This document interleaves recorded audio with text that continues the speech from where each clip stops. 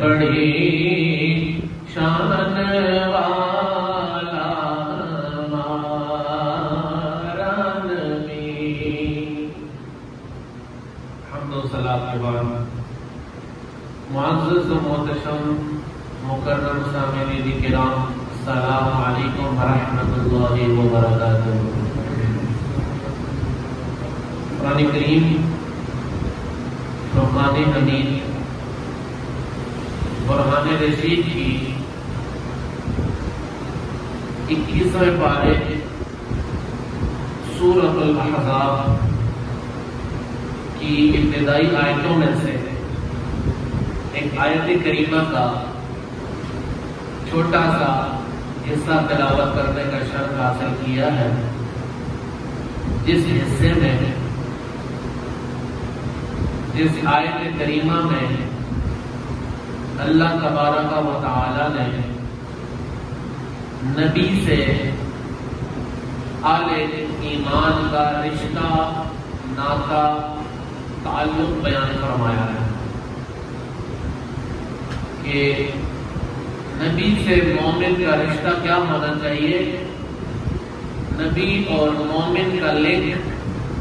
Relation, واسطہ، تعلق کیا ہونا چاہیے۔ فرمایا ان نبیوں، اور بات کی سینسٹیوٹی دیکھیں، اگر میں کوئی اپنی طرف سے اصول بیان کروں گا تو وہ میرا بنایا ہوا ہوگا، اگر میں اپنے استاذ کو کوٹ کروں گا تو وہ میرے استاذ کی بات ہوگی، اگر کسی امام کی بات کریں گے تو امام کی بات ہوگی، لیکن اس رشتے کو اللہ رب العزت نے خود بیان فرمایا ہے۔ اس سے زیادہ اس کی فینٹیسٹی، اس کی مضبوطی، اس کی پختگی بھی ہو سکتی نہیں کہ چونکہ نبی کو بھی بنانے والی وہ ذات ہے، مجھے اور آپ کو بھی نبی کے طفیل بنانے والی وہ ذات ہے، اور بنا کر احسان کر کے وہ اپنا محبوب ہمیں دیا، اور پھر ساتھ رشتہ بیان کر دیا۔ جس طرح کوئی بندہ کوئی کمپنی جوائن کرتا ہے، کسی ادارے میں جاتا ہے، اس کو اس کی ویلیو بتا دی جاتی ہے، تیرا اس ادارے سے یہ تعلق ہے، تیری یہ ڈیوٹی ہے، تو نے اس ادارے کا یہ کام کرنا ہے، یہ تیرے اختیارات ہیں، یہ تیری فیسلٹیز ہیں، یہ تیرے ذمہ داریاں ہیں، یہ تمہیں نبھانی ہے۔ اسی طرح اللہ رب العزت نے یہ کائنات کا جو ادارہ بنایا، اللہ تبارک و تعالیٰ نے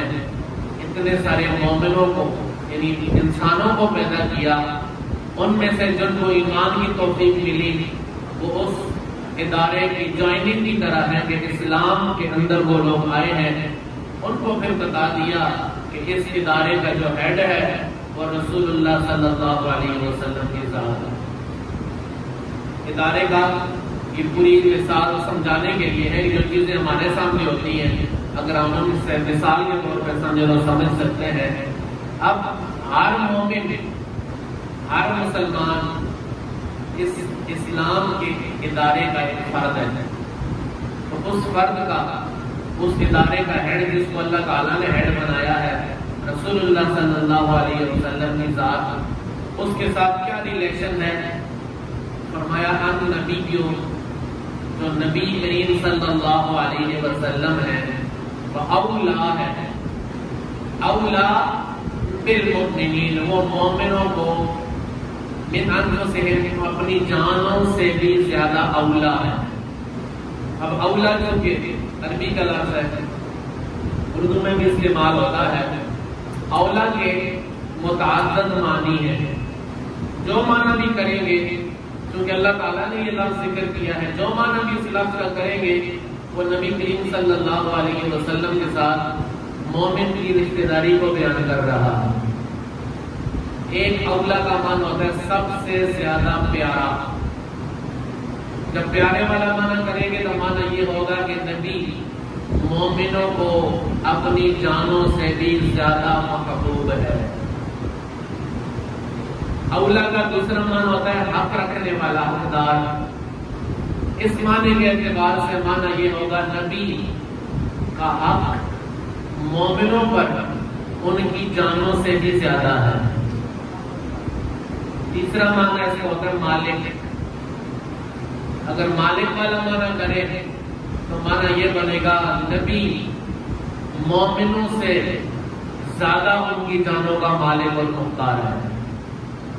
جتنے بھی معنی کریں گے ہر معنی میں نبی